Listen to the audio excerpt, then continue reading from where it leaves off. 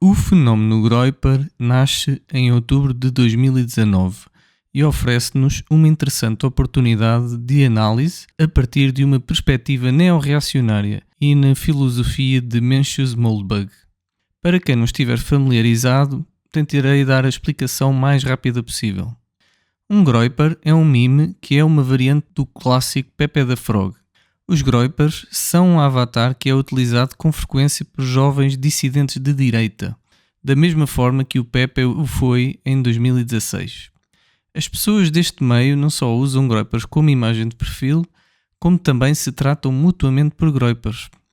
Em outubro de 2019, alguns destes indivíduos começaram a fazer perguntas incómodas em eventos organizados por agentes do Partido Republicano, aquilo que os neorreacionários chamam o Outer Party, ou Partido Externo.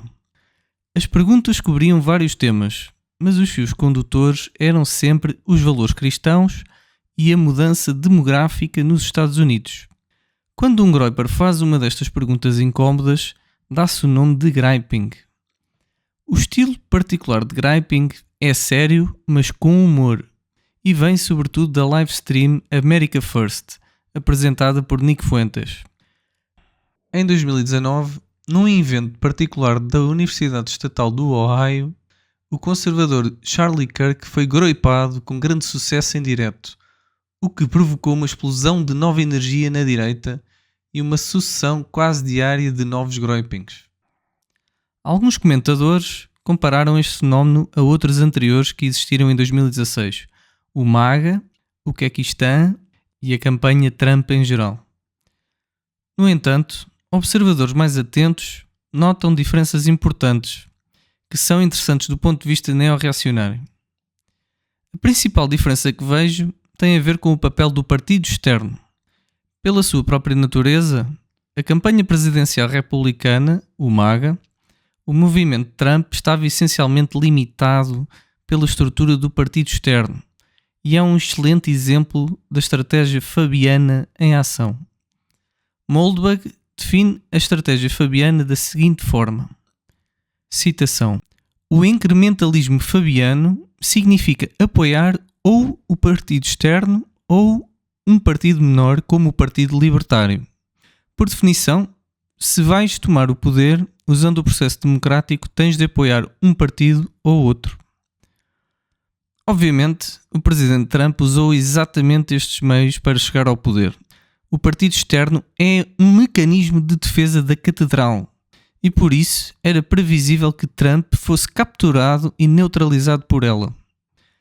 Uma das grandes armadilhas em que caiu foi deitar-se com progressistas e adotar princípios progressistas por conveniência.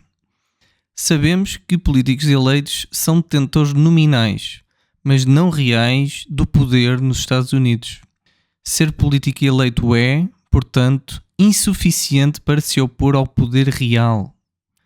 Em terceiro lugar, Trump demonstrou claramente que pertence à classe de políticos que não se opõem à catedral de forma inequívoca, mas apenas em questões isoladas. O movimento America First difere do MAGA de forma significativa. Número 1. O processo democrático e o partido externo não são o meio pelo qual os Groypers pretendem atingir fins políticos. Os Groypers não usam o partido externo como veículo, como o Trump fez. Eles focam-se em atacar as instituições não democráticas que o sustentam e alguns políticos do próprio partido externo. O Turning Point USA revelou-se um alvo excelente devido à incongruência entre o que tentava vender aos jovens e aquilo que os jovens realmente queriam ouvir. Número 2.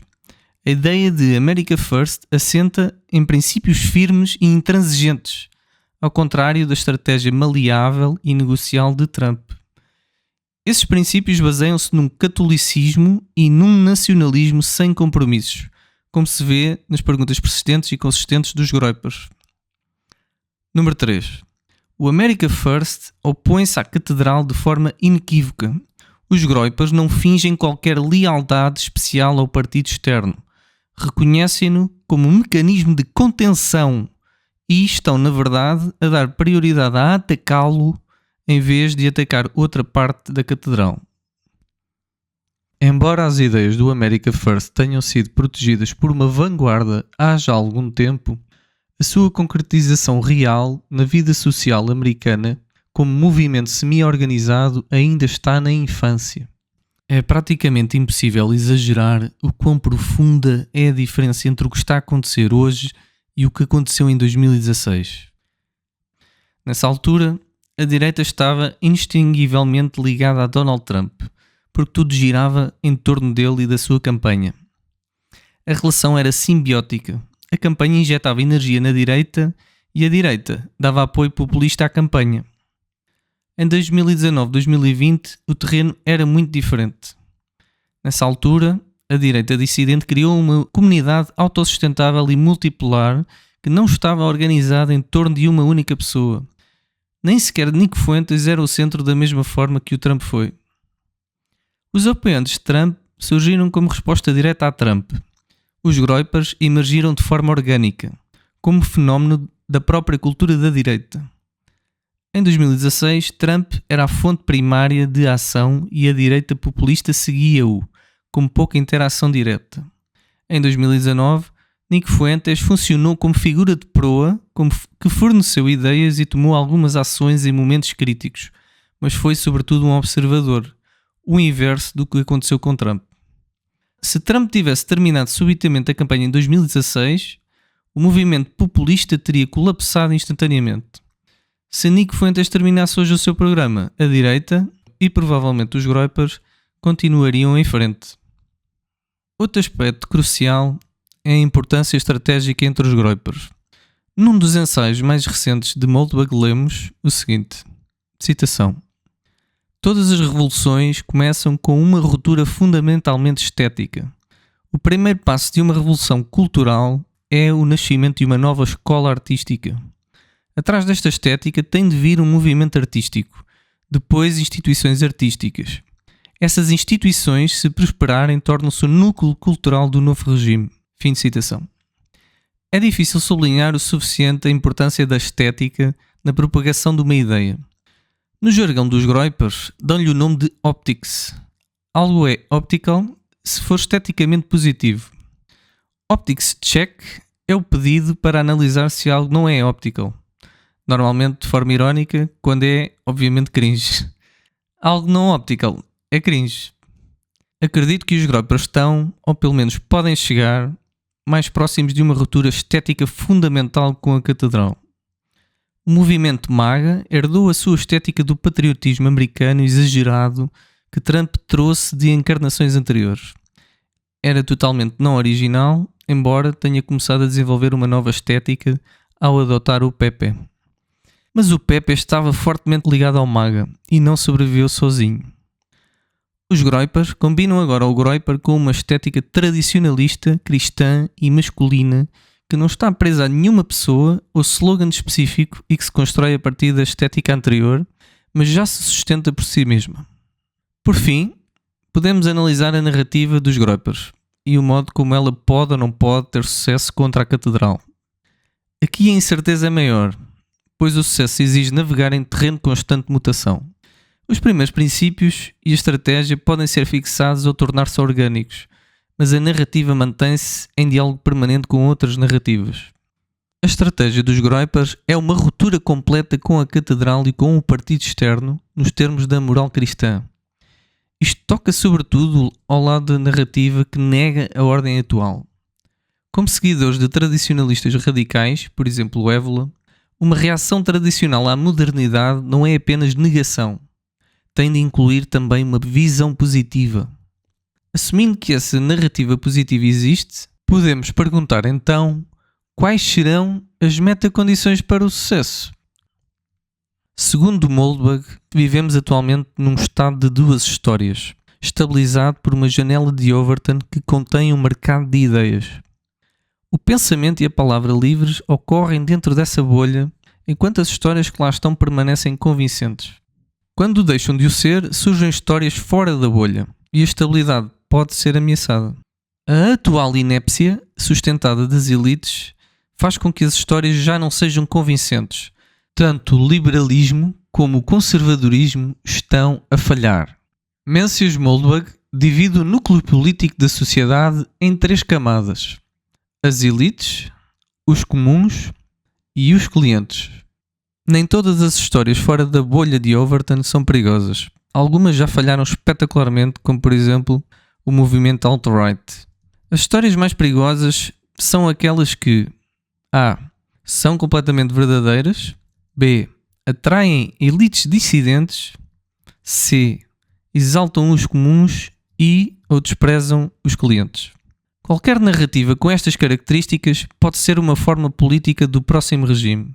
As revoluções bem-sucedidas mais comuns são revoltas de elites. Tucker Carlson é o exemplo favorito da atual elite que começa a ver uma terceira história. A verdade torna uma história perigosa.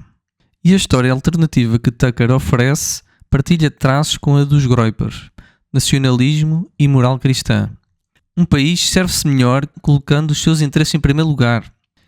A narrativa da direita dissidente tem exaltado os comuns sobre as elites há algum tempo. Eles produzem fake news e nós produzimos spicy takes. Quanto aos clientes, há desprezo dependendo da perspectiva. Os bugmen urbanos são ridicularizados sem piedade. Parece que temos os ingredientes básicos para uma terceira história emergir no nosso regime de 2 histórias e tornar-se perigosa. O sinal-chave de sucesso será se mais elites, especialmente de uma facção dissidente do conservadorismo, forem atraídas para o America First. Como Mulbach já disse, se o Partido Republicano se conseguisse dissolver de forma permanente e irrevogável, seria o golpe mais brutal alguma vez desferido contra os democratas. Nos termos da sua escrita mais recente, a dissolução do Partido Republicano faz parte do processo de fusão do Estado de 2 histórias em um Estado de uma história. Embora isto pareça contraintuitivo, que o Partido Republicano tenha de ser eliminado como força política distinta, essa ideia já está incorporada na narrativa da terceira história dos Groypers. A direita começa a reconhecer que os conservadores não passam de progressistas que conduzem dentro do limite de velocidade. São fundamentalmente iguais. Temos de os tornar realmente iguais, deixando de permitir que os republicanos finjam ter uma história diferente da dos democratas. Já vemos os 2 polos a convergirem. No ponto de convergência, o núcleo cívico ficará exposto ao poder do núcleo político. Nesse momento, o Estado pode recorrer à repressão dura, típica dos Estados de uma história, ou uma terceira história pode tornar-se a fórmula política do novo regime. No presente, já existem algumas terceiras histórias disponíveis. O fator crítico aqui será quais têm as elites dissidentes certas do seu lado. Em 2025, devemos prestar atenção quais as elites e quantas são atraídas para o America First. Se o movimento for muito bem sucedido, alcançará relevância eleitoral precisamente por ter as elites certas. O MAGA baseia-se no populismo e no homem comum. O America First baseia-se no elitismo. Quanto mais elitista se tornar, mais bem sucedido será. Cabe-vos a vós decidir se estão mais otimistas com o America First. Para mim, o sucesso não está garantido, mas os Groypers estão configurados de uma maneira que lhes dá mais possibilidades de sucesso do que tentativas anteriores da direita nos últimos anos.